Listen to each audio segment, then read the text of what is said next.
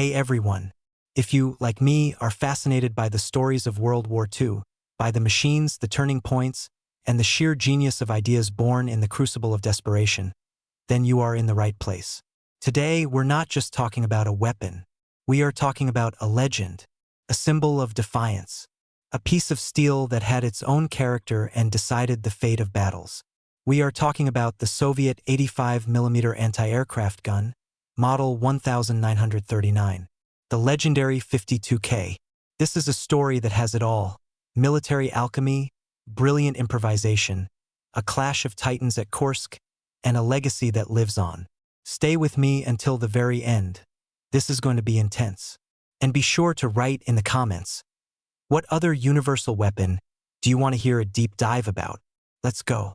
Imagine the year 1941. The war crashes down on the Soviet Union with a monstrous force that seems unstoppable. German panzer wedges, Junkers bombers raining fire from the sky. And in the midst of this hell, there is one sound that kindles a spark of hope. It's not the roar of the Katyusha rockets.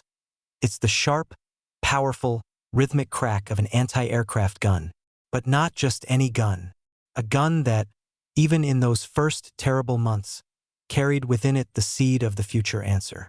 It was built for the sky, but its true calling was waiting for it on the ground. This was the 52K. To truly grasp the genius of this weapon, we have to go a little deeper, to the years before the war. The country is surrounded by potential enemies. The air forces of Europe are growing stronger. A new, powerful anti-aircraft gun is needed, one capable of reaching high-altitude targets. The design team, led by Mikhail Nikolaevich-Lodyanov at Factory No. 8 in the Moscow suburb of Podlipki, is wrestling with the problem. And here is where the alchemy happens. They have an excellent, proven carriage from the 76mm anti-aircraft gun, the 3K. What if they took this seemingly exhausted platform and mounted a new, more powerful 85mm barrel on it? It was a huge risk.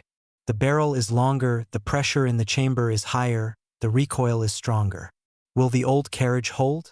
The designers crunched the numbers, ran the calculations, and took the gamble. And they did not lose. There's a deep irony here, a twist of fate. That 76mm gun's design itself had German roots. It was created with the involvement of the Rheinmetall firm in the late 1920s. So, a Soviet weapon based on German groundwork would become one of the main nemeses of German technology. What was the result? The result was an engineering marvel. A weapon that could send a shell weighing over 9 kilograms into the sky at a speed approaching 1 kilometer per second. A ceiling of 10,500 to 11,000 meters. A rate of fire of up to 20 rounds per minute. And most importantly, its mobility. The four-wheeled Zu-8 carriage allowed a crew of 7 men to deploy this beast from travel to combat mode in just 1.5 minutes. For an anti-aircraft gun, this is a matter of life and death. While other guns were still being set up, the 52K was already firing. But let's look at the economic and historical context. The late 1930s. The USSR is conducting industrialization at a breakneck pace. The country needs thousands, tens of thousands of modern guns. The design of the 52K was not only effective but also technological. It used many already perfected components which allowed for mass production. And when the war broke out, the evacuation of factories to the east did not stop this process. The guns continued to be made in Sverdlovsk, under horrific conditions, often by the hands of women and teenagers. Every single one of these guns was worth its weight in gold. And they went not only to the anti-aircraft regiments of the Supreme High Command Reserve, but straight to the front lines. Because by 1943, a crisis had erupted that could have turned the tide of the war in Germany's favor. This crisis had a name: the Tiger, the German heavy tank with frontal armor 100 millimeters thick. Our 45mm and even the divisional 76mm guns were powerless against it. They only left chips and dents on its armor. Panic, sometimes despair, on the front lines. An urgent, radical solution was needed. And they found it, not in design bureaus but right there in the field. desperate commanders began to roll out those very same 85mm anti-aircraft guns from the PVO regiments for direct fire. And a miracle happened. The steel monster, impervious to others, turned out to be vulnerable. Picture this scene near Kursk, summer of 1943. The roar of engines, explosions, dust. A steel beast with crosses on its hull crawls from behind a hill. Our infantry is pinned down. And suddenly, from the flank, from a carefully camouflaged emplacement, comes a shot, quieter than the general cannonade, but utterly commanding. A white flash on the Tiger's armor, and it staggers like a stumbling animal and stops. Then smoke from the hatches. That is the work of the 52K. Its BR-365K armor-piercing shell, at a range of 1 kilometer, could pierce that same 100 millimeters of armor at a right angle. At 500 meters, it went through the armor like a knife through butter. A gun created for planes became the most effective anti-tank weapon of the mid-war period. Its crews, violating all regulations but following common sense, dug trenches and emplacements and fired at tanks with direct fire. They became Tiger hunters. This was the true triumph of versatility and soldiers' ingenuity. Now, let's take a moment to compare our heroine with her eternal rival in popular comparisons, the German Act. That famous 88mm Flak 36. This is a very telling comparison. The German gun was undoubtedly first class. It appeared earlier, it had a fantastic reputation earned in Spain and France. But let's look at the essence. Both guns were anti-aircraft. Both were conscripted to the ground to fight tanks. Both became the basis for tank guns, for the Germans, for the Tiger. For us, for the T-34-85. So what's the difference? The difference lies in the philosophy of their use. The German 88 was a weapon of offense, a tool of blitzkrieg. It was dragged behind the panzer wedges to crush pre-prepared fortifications and unexpected enemy counterattacks. The Soviet 85mm gun became a weapon of defense, of containment, and, ultimately, of retribution. It bailed out the troops at the most critical moments, when the front line was cracking at the seams. It leveled the playing field.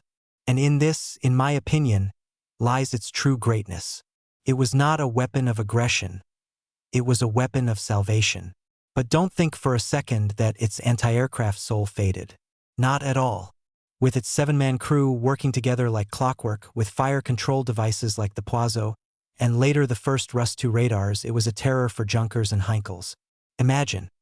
An acoustic locator picks up the hum of engines, the data goes to a mechanical computer, which automatically calculates the lead, and the crew simply aims following the indicators. This was already the higher mathematics of war, not just shooting by eye. And this brings us to what is perhaps the most important part. The legacy of the 52K did not end in May of 1945. It lives on in every T-34-85, in every IS-1, in every Su-85, because it was the ballistics of this gun, its barrel system, that formed the basis for the D5 and ZIS S-53 tank guns. Essentially, it was this anti-aircraft gun that gave our main tanks of the second half of the war their formidable voice. Without it, there would be no that ultimate symbol of victory, the 34 with a long barrel. And after the war, it served as the basis for the excellent divisional gun D-44, which remained in service until the end of the century. The service history is an epic novel.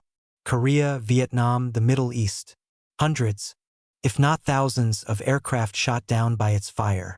In peacetime, these guns were placed in the mountains to trigger controlled avalanches with a shell.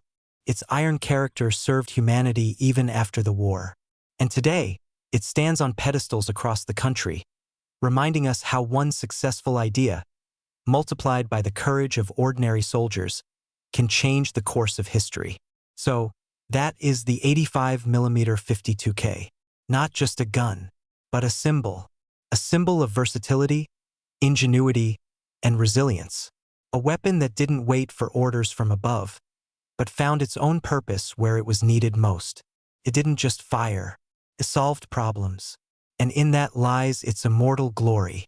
Friends, if this story gripped you as much as it did me, if you want me to continue breaking down such pivotal moments in the history of technology, do 2 simple things. First, subscribe to the channel so you don't miss new deep dives. Second, write in the comments, what other universal weapon, in your opinion, deserves a detailed story like this? Maybe the German Stuka or the Soviet IL-2 attack plane? Your opinion is very important to me. Thank you for staying with me until the end of this long, but I hope, fascinating story. See you in the next videos.